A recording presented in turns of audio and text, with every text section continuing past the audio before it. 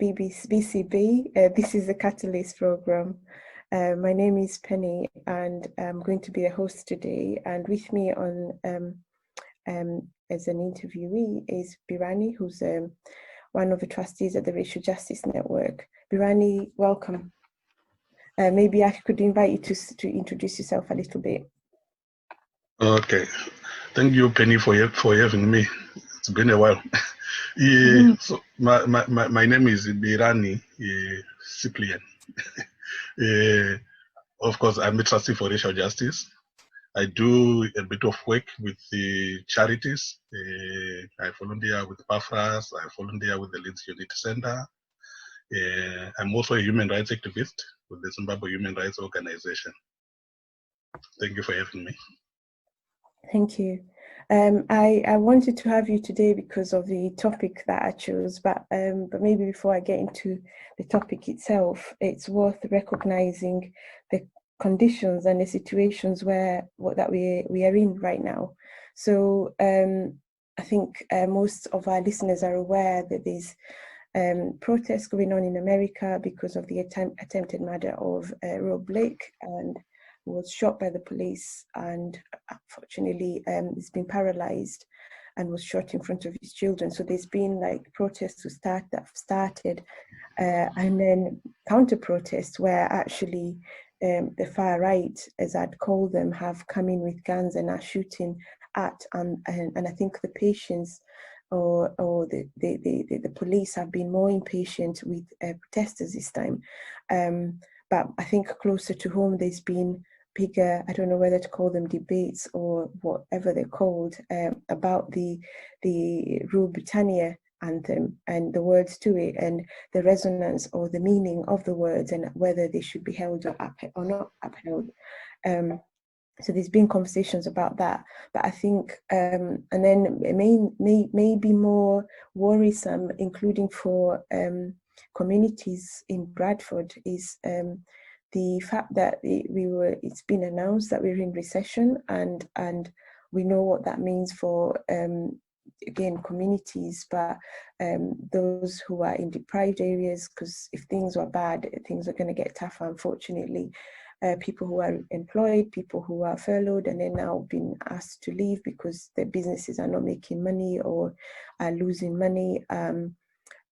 People who are looking for work now are really unable to find work, and all of that stuff. So I think it's a trying period or time for a lot of people, including those who are in somewhat better conditions, because there's still somewhere where things have shifted so far.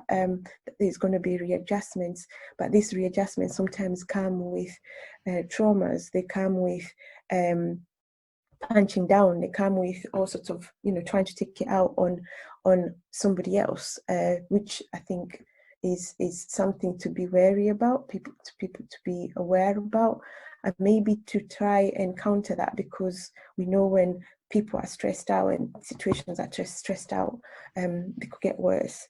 But I think for today's session was really a focus on migration. I wanted to bring the whatever is the protests around, not just Black Lives Matter, but what's going on internationally closer to home. In the last few months, there's been deaths of people who've arrived here seeking asylum, seeking refuge, people who are trying to get here. And unfortunately, things have not worked out. They've actually lost their lives either on the way here or after they've got here. One of them was the 16-year-old Sudanese boy who again drowned, and conversations I think have been around what that means. 16-year-old is a really young person, and I think for parents out there, for people with who have young people around them, to just realize and recognize what that means. Then there's been again in the last maybe week or so, a Yemeni male who died in a hotel in Manchester, and he'd actually traveled and managed defied all odds to get through to the UK. And he'd left his family and waiting to bring his family and children over. So he'd risked his life to get here to try and then bring them to safety. and then he's died in a hotel where they, after, you know, as the system goes, you seek asylum, you're either held in detention, which is still kind of surprise, you know, shocking, and then those who are allowed to kind of stay out of those places are held in accommodations, which have more recently been hotels for much longer, to then be given an opportunity to go to a house. So he died in a hotel in Manchester before he'd even got there. And then it's been a Sudanese, this is now moving further out of England to Glasgow, a Sudanese who'd also been living in accommodation in a hotel, who kind of reached the breaking point and took some action that led to him being shot. And I think the unique situation with, I'm not sure actually if it's unique, was the people in Glasgow had actually been living in their own accommodation, were taken from their accommodation and put into hotels. And before lockdown, or as lockdown kind of kicked in properly, and it's whilst they're there that he just got to a point where he couldn't. And then again, this is a person who's come to survive and somehow lost his life.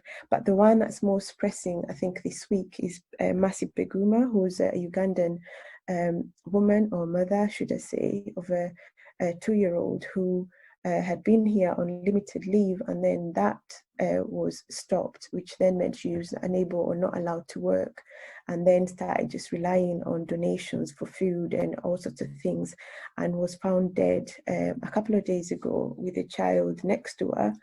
And I think just to take that in, what that means, she was capable, she was working, she was contributing, and that was stopped.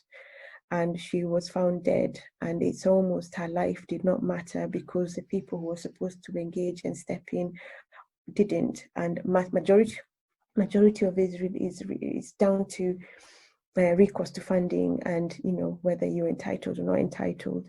But for just a moment to really take that in terms of what does that mean for us. So just in a way, this is kind of not obviously a very long introduction to what I want us to talk about today, Birani, but just to also really unpack the context within which people who've migrated, whose conditions of migration are actually very reliant or connected to empire and colonialism, get here and can't get through, and the Priti Patel and the group and the boat people are there like stopping it. But yeah, what does it mean? Just hearing, and I know maybe, I don't know, this in the communities you work with, because I know you work with a lot of people who are destitute with Leeds Unity and within Pathras, but also people who are going through the process. What does it mean when you hear these incidents? To be honest, it's very sad. Most of what happened to Mercy Maguma, and she's a mother, a young mother for that matter, the young baby, which really shouldn't be happening. What makes it more sad is she is a person who is trying to work for herself. The system, unfortunately, we see this playing over and over again, whether it's the hostile environment that's also being put into place, or it's just a disconnect of the system. But if you look at it, here we've got a person who comes to this country seeking for sanctuary, but then they are reduced to be a beggar. Some I've seen people making comments on they quite a lot of support networks. Why didn't she go there? Why didn't she go to this place? Why didn't she go? Yes, I know she actually reached out to one of the charities, but again, if you look at it, these are just the kind of the last measures that somebody can take on. But if we look at it as a person, as a human being, she is a person who is looking after herself, who has got dignity. So why should she be pushed into destitution? Right. I think this is the underlying things to do with the asylum process or the immigration process. I think you touched earlier on about the Sudanese guy in Glasgow. So again, you see somebody who was having a little bit of semblance of life. They pushed because of the system. Now they end up, because of mental health issues, then they end up maybe committing upstepping people. But we're not looking at how did we get there? How did he get there? If we analyze how we got there, then we should understand also this is the system that made the person do that, and we can't run away from it. Yeah. Then he obviously I mean maybe tackle a little bit of like what's happening in the world. Yeah, we see Rob. It's going to take a lot of time, unfortunately, for the system to change. So ideally, for people who are involved in activism, so it's not time to give up. It's time to maybe, let's say, take the gears a notch higher, because as you can see, somebody innocent is shot, but there are two people who, because you talk of counter protests, there are two people who believe it was right.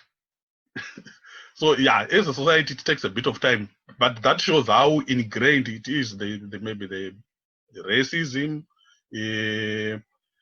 mostly the atrocities against the BMEs that has been kind of ingrained in the communities. Yeah, no, that's interesting.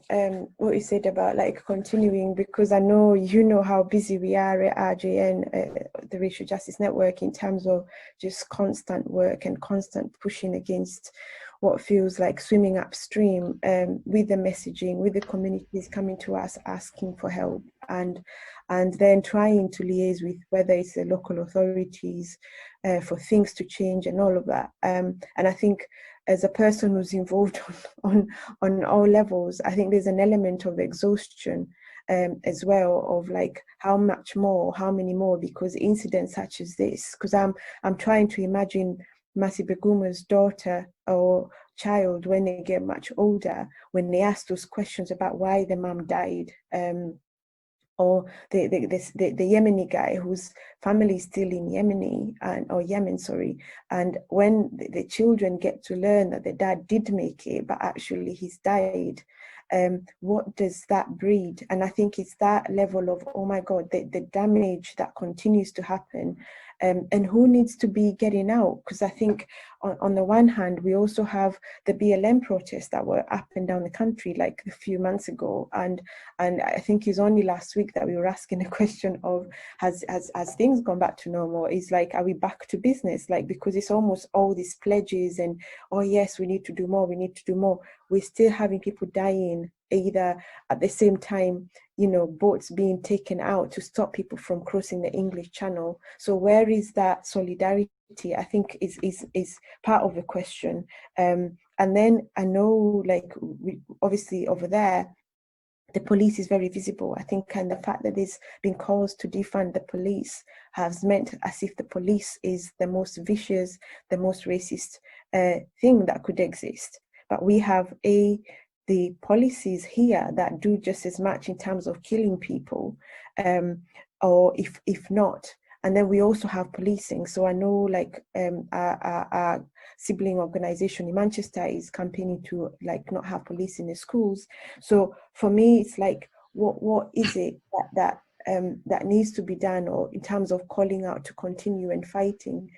Something else needs to happen, because we've been doing and saying these things. The migration policies have got harsher and harsher over the decades. Sometimes I cannot even believe some of the statements that are put out, not just by Priti Patel, but other people in the department, you know.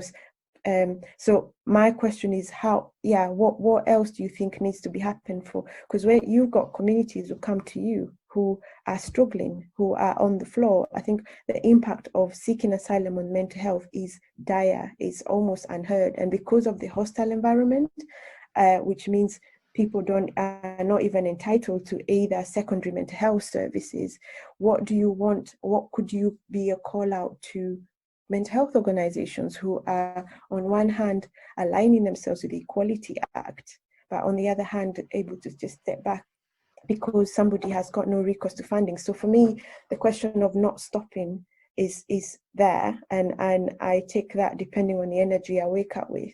But what else could be done from your perspective and the communities you work with?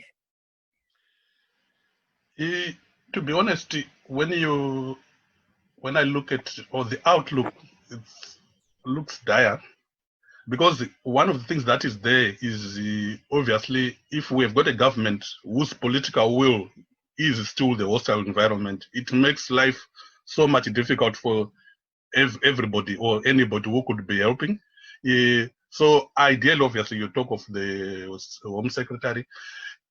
The idea being, if she's more conciliatory in her tone, that could at least help. Let's try to unpack the hostile environment a little bit.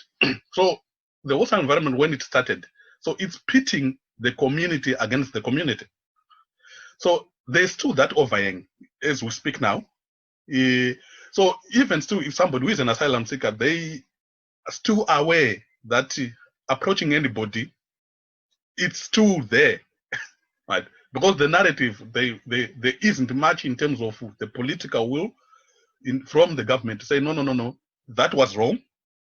This is the better way of doing. Right?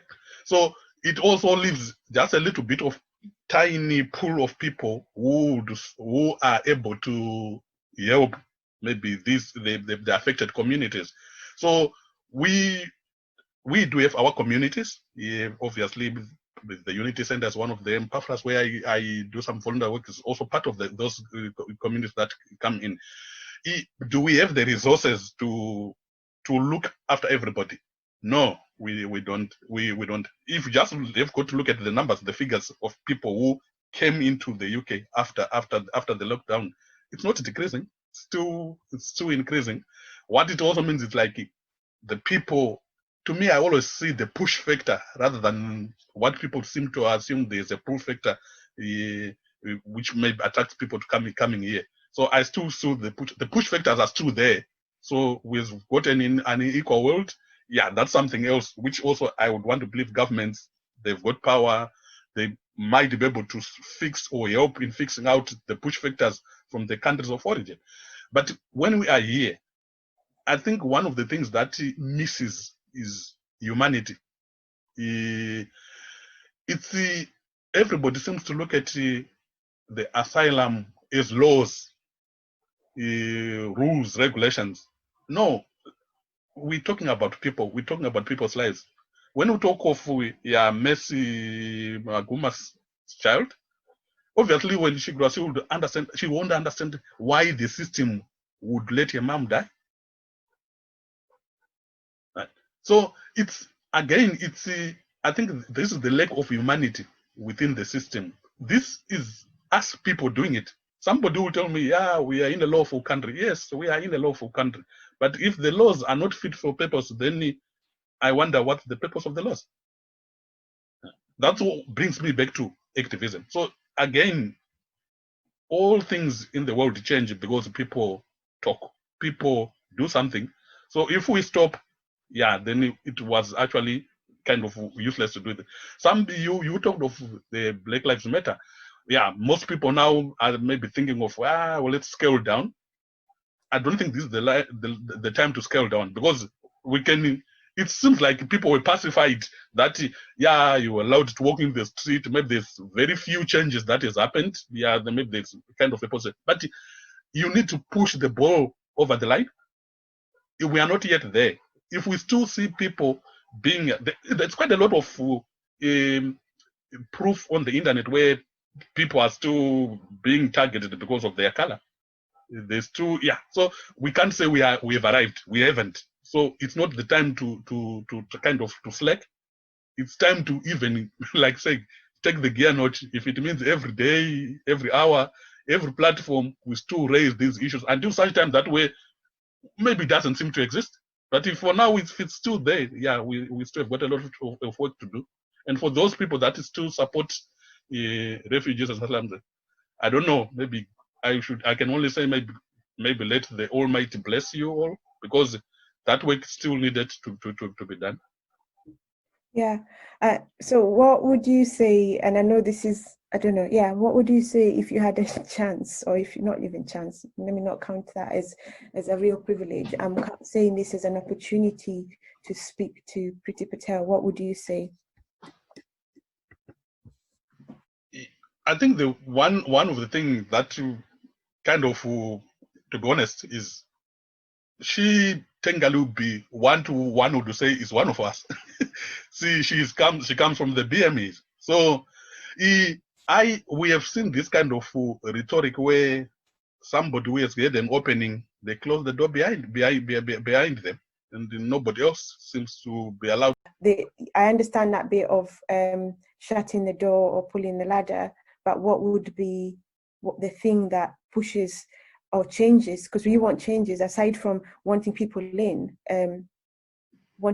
there to change. Because I don't know whether that's the context you're saying about pulling the ladder, but what would be the thing that you want changing in the immigration laws and systems?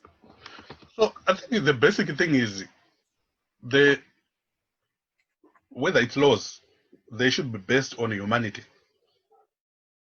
So I think one of the concepts that the Home Office uses is they use case laws, but they tend to bracket people to put people in one bracket. To be honest, everybody has got a different fingerprint, all of us. So that's how diverse our asylum stories are. So for anybody to be blanketed, then that's not good.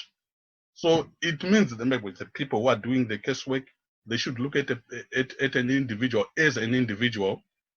I think for status. But again, if you look at it, the idea. So you look at things like go back home. So I think if anybody who has gone through the asylum process, at every juncture that you get in touch with the Home Office, what you see is go back home, go back home, go back home, voluntary return, go back home, go back home. Right? What are the statistics telling us? Has it succeeded?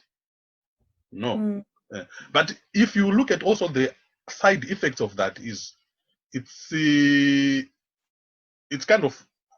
almost a harassment to a person, because every time you are just confronted with this wall of go back home, we don't want you here. So so no wonder why we see many people, maybe some committing suicide, some their mental health going south because of that. So because it's kind of the constant bombardment of you are not wanted, you are not wanted, you are not wanted. So to me, to be honest, if I were to sit with the Home Secretary in front of me, I would just ask her to at least have some humanity, empathy with the people. If she doesn't seem to see that there's problems all over, then I wonder what world we are living in. Yeah, and I think maybe something about changing the laws is something that most people I've spoken to have said, but also maybe, and I know you're participating in a walk this tomorrow or this weekend about Zimbabwe and what's going on in Zimbabwe at the moment. So the context within which, again, people end up being forced to migrate is conditions that were put in through colonialism. So I'm just kind of interested to hear, how do people stand in solidarity? Because there is now the Home Secretary who's been put there by the people, because you don't just turn up and become Home Secretary. You're either elected, and other powers and things are around you kind of propel you to certain positions or not. What would you say regarding not combining the response, because I know we haven't got too long, the response around what's happening on Saturday, but also the wider structures and people standing in solidarity with you and your communities? Yeah, so obviously in Zimbabwe at this time, there is a lot of crackdown on the opposition, on the human rights activists. people are just being abducted from the streets. People are being beaten up. People are being locked up. But the question is, it's what I would say we're doing it to our own selves as well. Whether the system that we inherited, where we still feel oppression is the best way, we kind of divide and rule. So, so it's yeah. So what we obviously want to do with this walk, it's a 105-kilometer walk, where we're trying to highlight the plight of every Zimbabwean. So the economy is kind of disintegrated. Corruption is, well, it's what I would say maybe at the peak. So those people who are trying to highlight these issues, like, okay, there is corruption there. They are the people who are being put in prison. They are being people who are trying to be silenced. So, so yeah, that's what we're trying to highlight. So when you talk of 100 kilometers, that's a very long walk. I remember the last time that I did the previous year, I did about 75 kilometers.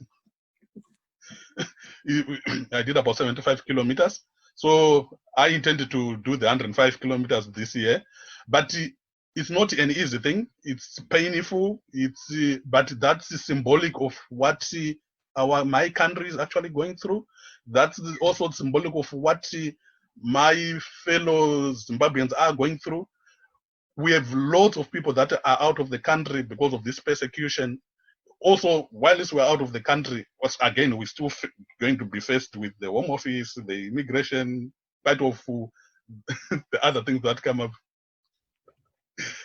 So yeah, that's how things are. Okay, thank you, Birani, and it's been really nice to have you. And yeah, for anybody who wants to look, there's to look on the website. So thank you again, and I'll let you finish and record saving. Anyway, thank you so much. All right, bye.